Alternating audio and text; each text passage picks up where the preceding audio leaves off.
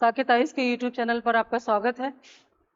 हमारे Indian economy का chapter wise question practice first chapter हमारा अभी चल रहा है बेसिक कॉन्सेप्ट का, और बेसिक कॉन्सेप्ट का ये है पार्ट 4।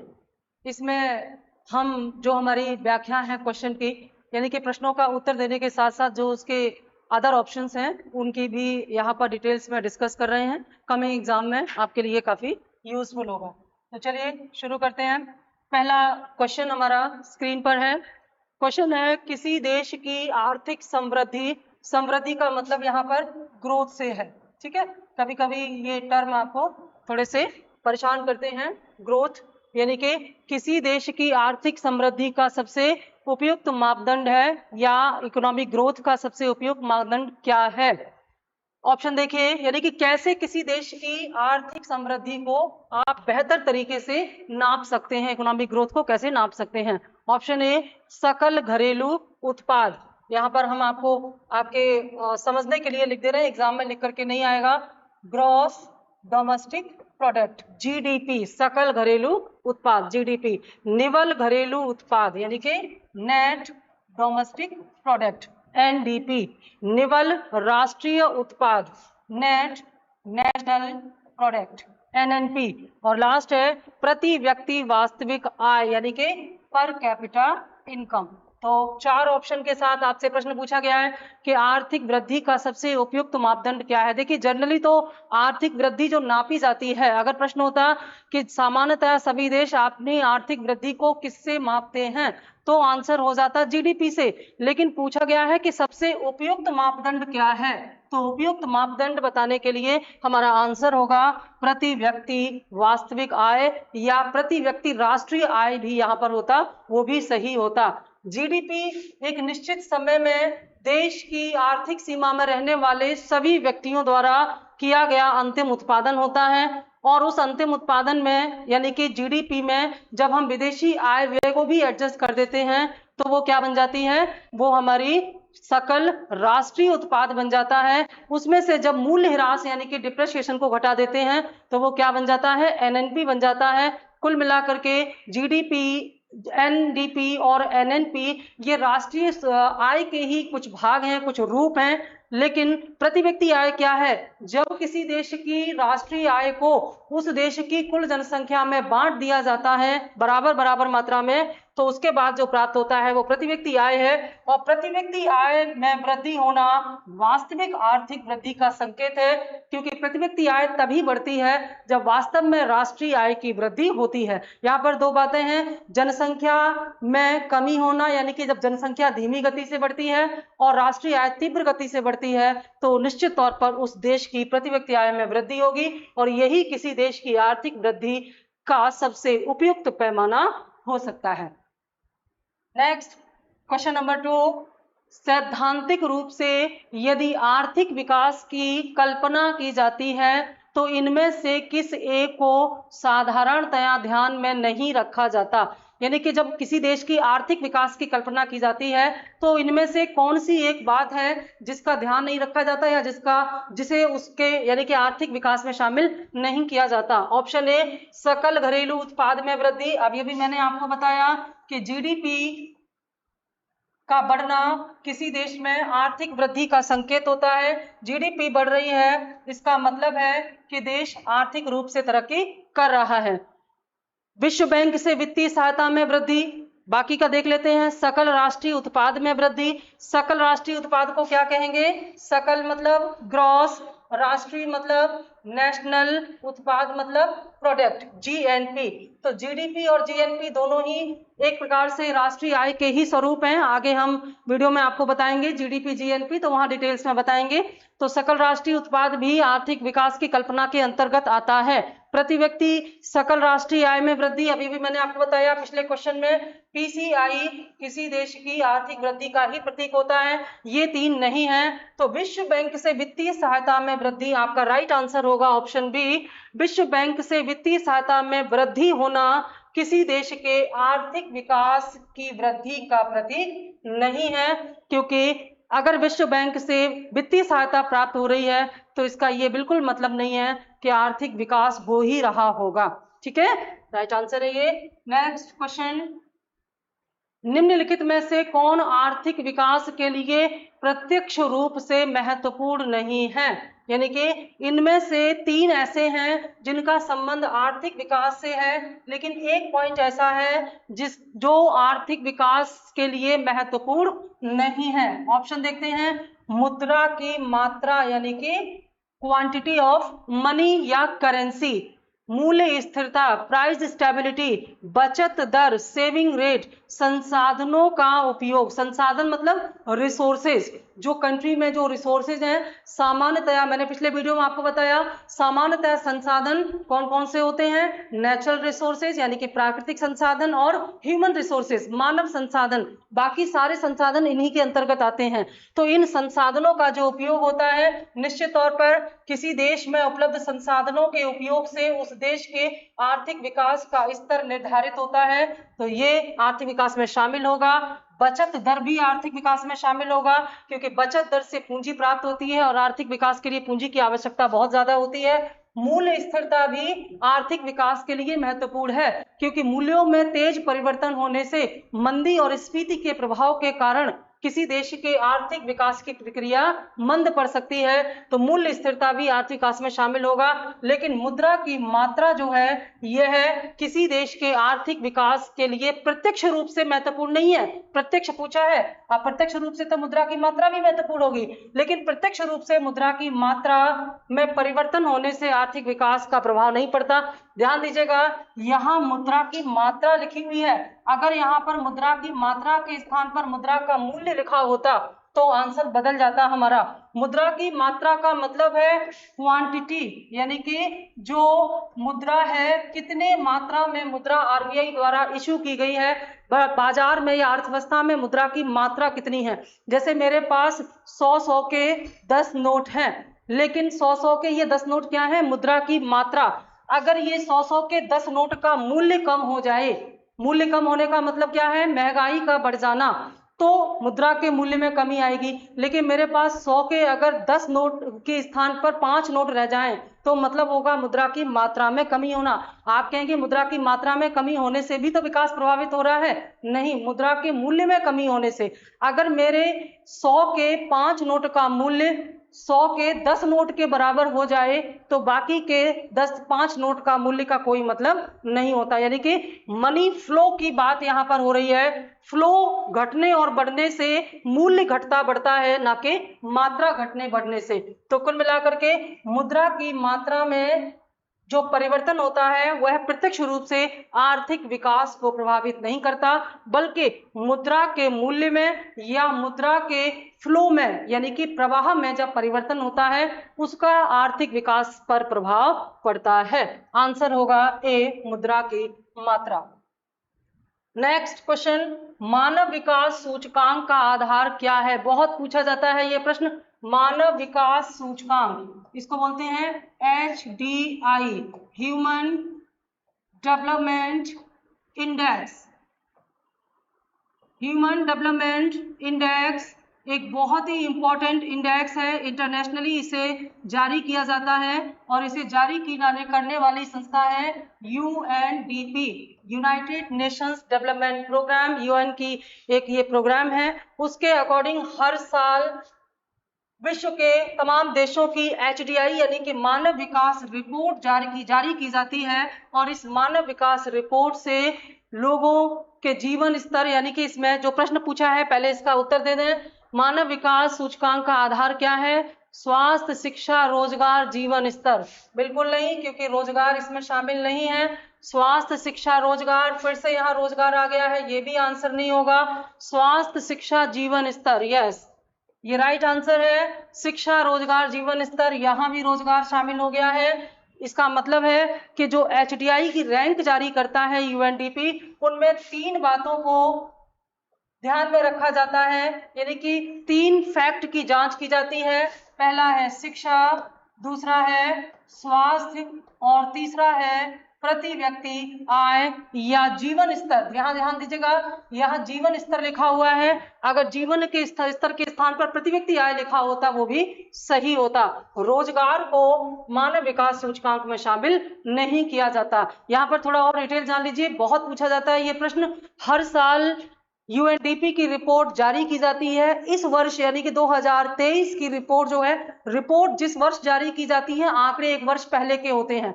वर्ष 2023 में जारी की जाने वाली रिपोर्ट के आंकड़े वर्ष 2022 के हैं और इनमें भारत की स्थिति, भारत वर्तमान एचडीआई रैंक में 132 नंबर पर है, 132 स्थान पर है।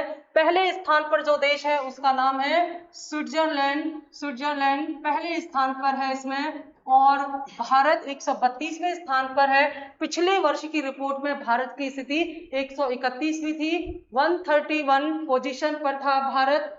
और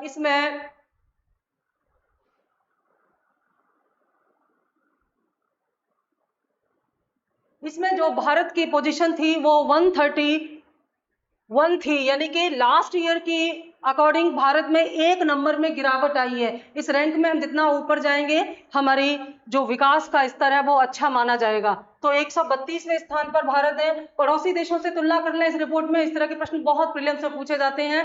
तो पड़ोसी देशों में कौन कौन भारत से आगे है, ध्यान दीजिएगा।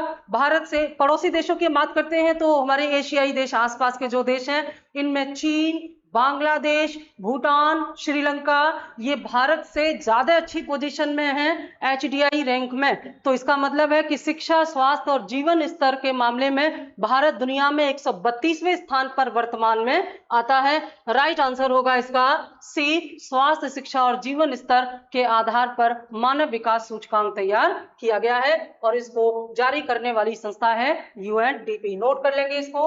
नेक्स्ट क्वेश्चन, निम्नलिखित कथनों पर विचार कीजिए। इसको थोड़ा बड़ा प्रश्न है, बढ़िया से पढ़िएगा इसके ऑप्शंस को। निम्न कथनों पर विचार कीजिए और इनमें से बताइए कि कौन से कथन सही हैं। पॉइंट नंबर 1, किसी राष्ट्र में मानव विकास के परिणाम आर्थिक विकास, सामाजिक नीति तथा वृहद स्तर पर निर्धनता में कमी लाने वाले उपायों का फलन होता है। यानी कि जो भी कार्य किए जाते हैं उस देश में, जो निर्धनता में कमी लाने के लिए जो प्रयास किए जाते हैं, उसी के प्रयास स्वरूप आर्थिक विकास, सामाजिक नीति आदि में परिवर्तन होता है और देश में गरीबी दूर होती। फलन मतलब परिणाम। तो पहला वाला सही है। दूसरा, स्वास्थ्य तथा शिक्षा संबंधी उपलब्धि आय निर्धनता में कमी तथा आर्थिक विकास के रूप में मानव विकास का प्रसार सहक्रियात्मक रीति से संबंध है। बिल्कुल सही है कि किसी भी देश की गरीबी स्तर में कमी लाने में, आर्थिक विकास को बढ़ाने में स्वास्थ्य और शिक्षा का महत्वपूर्ण योगदान होता है। यह पॉइंट भी बिल्कुल सही है। स्वास्थ्य तथा शिक्षा में निवेश मानव क्रिया में वृद्धि करने में सक्षम है। अगला पॉइंट है, स्वास्थ्य तथा शिक्षा में निवेश मानव क्रिया में वृद्धि कर सकने में सक्षम है, जो नियोजनीयता में सुधार कर आय निर्धनता में अंततः कमी कर सकता है। बिल्कुल सही है। यानी कि अगर कोई देश स्वास्थ्य और शिक्षा में निवेश करता है तो निश्चित तौर पर उस देश में गरीबी का स्तर भी कम हो जाता है। इसी को बदल करके चेंज करके लिख दिया गया है। चौथा है, आय निर्धनता में कमी तथा आर्थिक विकास के माध्यम से जनित संसाधनों का उपयोग मानव विकास की वृद्धि हेतु किया जा सकता है। यानी कि किसी देश के मानव विकास के स्तर को बढ़ाने के लिए, उस देश में गरीबी के स्तर में कमी करने के लिए आर्थिक विकास को बढ़ावा दिया जा सकता है। बिल्कुल सही है। पूछा गया है कौन कौन से सही है, और चारों यहां पर सही दिखाई दे रहे हैं। आंसर होगा ऑप्शन सी, सभी सही हैं, या 1 2 3 4 सही हैं।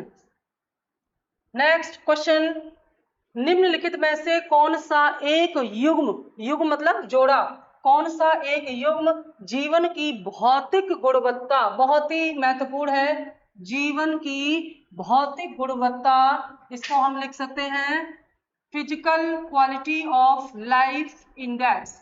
Physical quality of life index, जैसे एचडीआई एक इंडेक्स है मानव विकास सूचकांक, यानी कि विकास के स्तर को नापने का, वैसे ही PQLI भी एक इंडेक्स है। और इस इंडेक्स को, हाँ, एचडीआई के बारे में एक पॉइंट और नोट कर लीजिएगा कि एचडीआई जो इससे पिछला क्वेश्चन नंबर 5 था उसकी व्याख्या में, क्वेश्चन नंबर 5 में एचडीआई के बारे में, क्वेश्चन नंबर 4 में एचडीआई के बारे में पूछा गया था। तो उसमें 2 पॉइंट और नोट कर लीजिए कि एचडीआई का जो विचार है वो सबसे पहले पाकिस्तानी अर्थशास्त्री महबूब उल हक ने दिया था, और पाकिस्तानी अर्थशास्त्री महबूब उल हक के विचार को ध्यान में रखते हुए सबसे पहले 1990 में यूएनडीपी ने एचडीआई रैंक जारी की थी। ठीक है, ये तो एसडीआई की बात हो गई।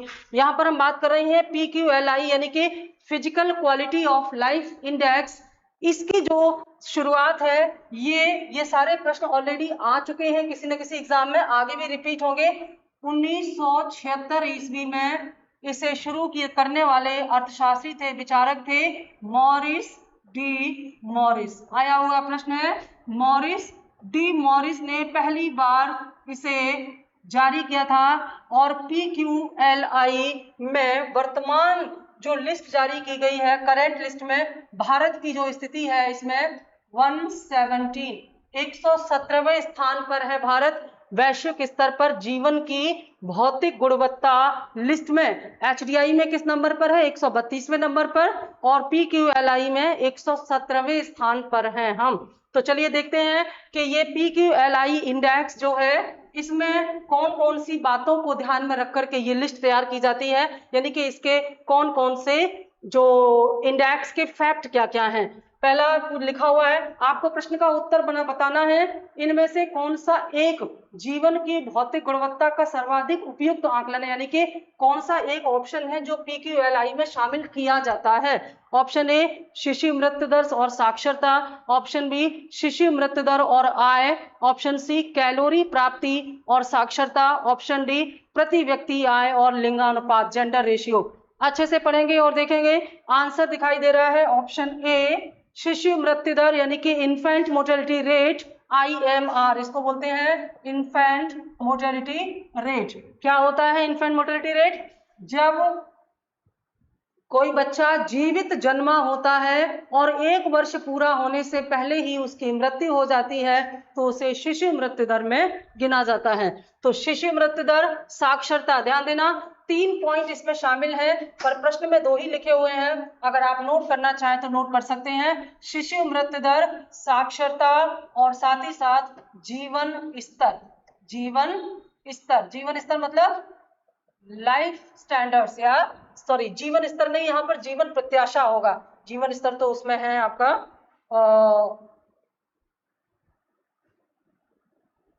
जीवन स्तर आपका एचडीआई का पार्ट है, जीवन स्तर इसमें नहीं है।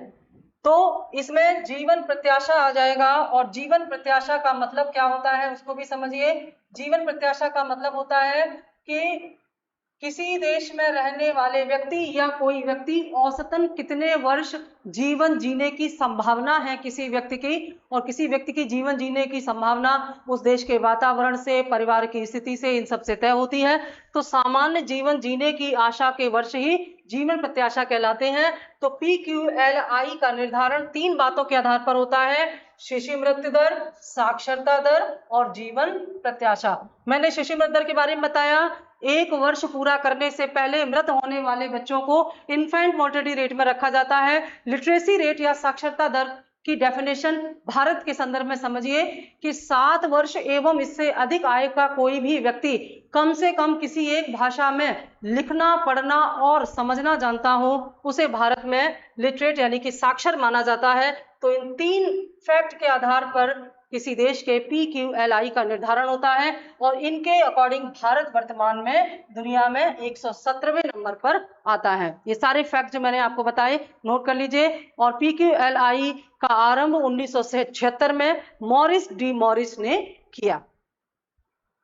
नेक्स्ट, मानव पूंजी में बढ़ता हुआ विनियोग। मानव पूंजी में बढ़ता हुआ विनियोग अग्रसारित करता है, यानी कि मानव पूंजी क्या है? जो एक तरह से लेबर है, जो ह्यूमन है, उसे एक तरह से यहाँ एसेट माना गया है। ह्यूमन एसेट या ह्यूमन कैपिटल।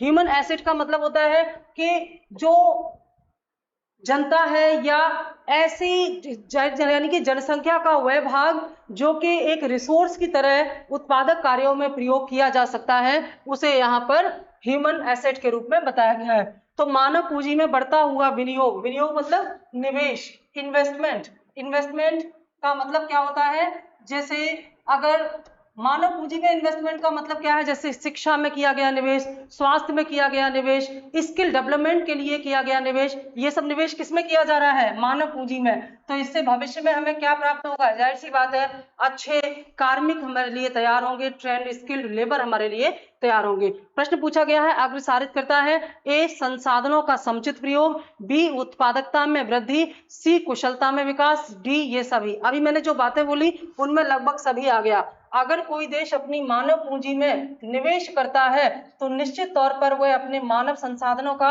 और प्राकृतिक संसाधनों का समुचित प्रयोग कर सकता है। देखिए, अगर किसी देश का ह्यूमन रिसोर्स अच्छा है, स्किल्ड है, तो उस देश के प्राकृतिक संसाधनों का सही प्रकार से दोहन हो सकता है, आर्थिक क्रियाएं और तेजी से बढ़ सकती हैं। लेकिन अगर किसी देश के पास प्राकृतिक संसाधन हो और ह्यूमन रिसोर्सेज परफेक्टली ना हो तो वह देश आर्थिक तरक्की नहीं कर सकता। तो देश के संसाधनों का समुचित प्रयोग कर सकता है अगर मानव पूंजी में प्रयोग करता है वो देश, तो बिल्कुल सही है। दूसरा है उत्पादकता में वृद्धि, निश्चित तौर पर स्किल्ड लेबर मिलेंगे, स्वस्थ लेबर मिलेंगे, पढ़े लिखे लेबर मिलेंगे, जो पूरा एक वर्कफोर्स तैयार हो जाएगा तो उत्पादकता में वृद्धि होगी, कुशलता में भी विकास होगा, गुणवत्तापूर्ण वस्तुएं बनाएंगे, तो ये सभी होगा।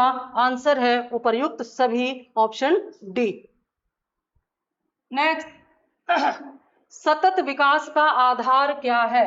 सतत शब्द का मतलब होता है स्टेबल और कंटिन्यू, यानी कि एक ऐसा विकास जो लगातार होता है बिना रुके। तो क्या है इसका मतलब? जरा देखें, आधार क्या है पूछा है, इसका बेस क्या है? ऑप्शन ए सामाजिक दृष्टिकोण, ऑप्शन बी आर्थिक दृष्टिकोण, ऑप्शन सी पर्यावरणीय दृष्टिकोण और ऑप्शन डी इनमें से कोई नहीं। देखिए, जब भी हम विकास की सतत अवधारणा या सस्टेनेबल डेवलपमेंट की बात करते हैं तो कोई भी विकास लॉन्ग टाइम तक तभी सस्टेन करता है जब हम इन्वायरमेंट को ध्यान में, यानी कि इको फ्रेंडली टेक्नोलॉजी यूज करते हैं। तो राइट आंसर होगा सी पर्यावरणीय दृष्टिकोण। यानी कि जब कोई देश अपने विकास में पर्यावरण के मुद्दों को शामिल करता है कि इस प्रकार की औद्योगिक नीतियां बनाई जाएं, उत्पादन की नीतियां बनाई जाएं जिनसे कि पर्यावरण को किसी प्रकार से नुकसान ना पहुंचे, तो ऐसे विकास को हम बोलते हैं सस्टेनेबल डेवलपमेंट या सतत विकास। तो इसका आधार क्या है? पर्यावरणीय दृष्टिकोण। नेक्स्ट, अगला प्रश्न, सतत आर्थिक विकास से क्या अभिप्राय है? लास्ट प्रश्न से ही जुड़ा हुआ है। सतत आर्थिक विकास से क्या अभिप्राय, यानी कि क्या मतलब है? सस्टेनेबल डेवलपमेंट का मीनिंग क्या है? ऑप्शन ए वर्तमान पीढ़ी के विकास के साथ साथ भविष्य का आर्थिक विकास, फ्यूचर को भी इसमें ध्यान में रखा जाता है। दूसरा, सेकंड ऑप्शन बी वर्तमान पीढ़ी का केवल आर्थिक विकास, ऑप्शन सी औद्योगिक विकास, ऑप्शन डी कृषि विकास। देखिए, सतत यानी कि ऐसा विकास जो लॉन्ग टाइम सस्टेन करे, और लॉन्ग टाइम सस्टेन करेगा तो आज की जनरेशन को भी ध्यान में रखेगा, यानी कि उत्पादन में किसी प्रकार की कमी किए बिना पर्यावरण को सुरक्षित रखते हुए, यानी कि जो हमारे रिसोर्सेज हैं उनको इस प्रकार से इस्तेमाल करना कि वर्तमान पीढ़ी के साथ साथ भविष्य की पीढ़ी का भी विकास हो, ऐसे विकास को हम कहते हैं सतत विकास। ऑप्शन ए होगा। इसमें एक बड़ा ही अच्छा, मुझे एक एड मैंने देखा, मैंने आपसे कहा है कि हर जगह कुछ ना कुछ सीखने की संभावना होती है। एक बार एक रेडियो एड में आ रहा था कि एक बच्चा, आपने भी शायद सुना होगा, एक बच्चा अपने फादर से बोलता है रेड सिग्नल पर, उसके फादर जब कार ड्राइव करते हैं साइड में वो बैठा हुआ है, तो वो देखता है कि जितने भी वहां पर रेड सिग्नल पर जितने भी गाड़ियां हैं सबके इंजन चालू हैं। तो वो देखता है कि पापा मैं बड़े होकर के साइकिल रिपेयरिंग की शॉप खोलूंगा। पापा कहते हैं ऐसा तुम क्यों करोगे? वो बोलता है कि जिस तरह से आप लोग फ्यूल वेस्ट कर रहे हैं, फ्यूचर में फ्यूल तो बचेगा नहीं, तो साइकिल रिपेयर ही एक अच्छा ऑप्शन होगा मेरे लिए करियर के ऑप्शन के रूप में। फादर समझ जाते हैं बच्चा क्या कहना चाह रहा है, उन्होंने इंजन बंद कर दिया। मतलब यहाँ सीधा सा है कि जो फ्यूल है वो क्या है? लिमिटेड रिसोर्सेज है। तो इन लिमिटेड रिसोर्सेज का इस्तेमाल इस तरह से कीजिए कि भविष्य की पीढ़ी के लिए भी कुछ ना कुछ बचा रहे। और यहाँ तो इसका दोहरा प्रभाव क्या है कि ये एक फॉसिल फ्यूल है, निश्चित तौर पर इससे हमारा इन्वायरमेंट बहुत ज्यादा पॉल्यूट होता है। तो जब इन्वायरमेंटल इश्यूज बनेंगे तो फ्यूल का यूज ही नहीं कर पाएंगे, दूसरी तरफ फ्यूल नष्ट भी हो जाएगा, खत्म भी हो जाएगा, तो हम आने वाली हमारी पीढ़ी के लिए क्या छोड़ के जाएंगे। इसीलिए सतत विकास को या सस्टेनेबल डेवलपमेंट को नेक्स्ट जनरेशन डेवलपमेंट या भविष्य की पीढ़ी का विकास भी कहते हैं। यानी कि उत्पादन के स्तर को तो बढ़ाइए, नहीं तो वर्तमान पीढ़ी का पोषण नहीं हो पाएगा, वो सस्टेन नहीं कर पाएगी, लेकिन इस तरह से प्रोडक्शन कीजिए कि पर्यावरण को भी साथ लेके चलें और आने वाली जो जनरेशन है उनके लिए भी हम एक अच्छी दुनिया छोड़ करके जाएं। नेक्स्ट प्रश्न, स्थायी विकास किसके उपयोग के संदर्भ में अंतर्गत पीढ़ी संवेदनशीलता की घटना है। अंतर पीढ़ीगत का मतलब होता है इंटरजेनरेशन, यानी कि जो पीढ़ी दर पीढ़ी जो बदल रही हैं उनके लिए जो एक तरह से सेंसिटिविटी है उसका उससे संबंध है, ऐसा विकास इनमें से कौन सा है, किसके उपयोग के संदर्भ में ये कहा जा रहा है। ऑप्शन ए प्राकृतिक संसाधनों के संदर्भ में, ऑप्शन बी भौतिक संसाधनों के संदर्भ में, ऑप्शन सी औद्योगिक संसाधनों के संदर्भ में और ऑप्शन डी सामाजिक संसाधनों के संदर्भ में। तो आप समझ गए होंगे पिछले दो क्वेश्चन की सेम यहाँ पर व्याख्या है, प्राकृतिक संसाधनों के संदर्भ में, यानी कि स्थायी विकास प्राकृतिक संसाधनों के अंतर पीढ़ीगत संवेदनशीलता के संदर्भ में यह बताता है कि इन प्राकृतिक संसाधनों का जो इस्तेमाल है वो बहुत ही सेंसिटिविटी के साथ कीजिए, संवेदनशीलता के साथ प्राकृतिक संसाधनों का दोहन कीजिए, जिससे कि वर्तमान पीढ़ी के साथ साथ आने वाली पीढ़ी का भी भविष्य सुरक्षित रहे। तो इन प्रश्नों के जो व्याख्या है इनको एक बार दोहरा लीजिए। नेक्स्ट वीडियो में इसका जो बचा हुआ पार्ट है बेसिक कॉन्सेप्ट का, एक इसमें पार्ट और बचा हुआ है बेसिक कॉन्सेप्ट का, उसकी हम बात करेंगे हमारे अगले वीडियो में। देन फिर हम हमारे फर्स्ट चैप्टर राष्ट्रीय आय पर आ जाएंगे। ये चैप्टर वाइज क्वेश्चन प्रैक्टिस आपके कमिंग एग्जाम में आपको बहुत फायदा देने वाली है, तो इसको बार बार रिवाइज करें। और अभी तो मैंने इसको करंट से अपडेट कर दिया है, आप अगर इसको लॉन्ग टाइम में रिवाइज करना चाहते हैं तो इसका करंट अपडेट अगर चेंज हो जाता है तो उसको आप अपडेट कर लेंगे, एक बड़ा क्वेश्चन कलेक्शन आपके पास होगा। Thank you.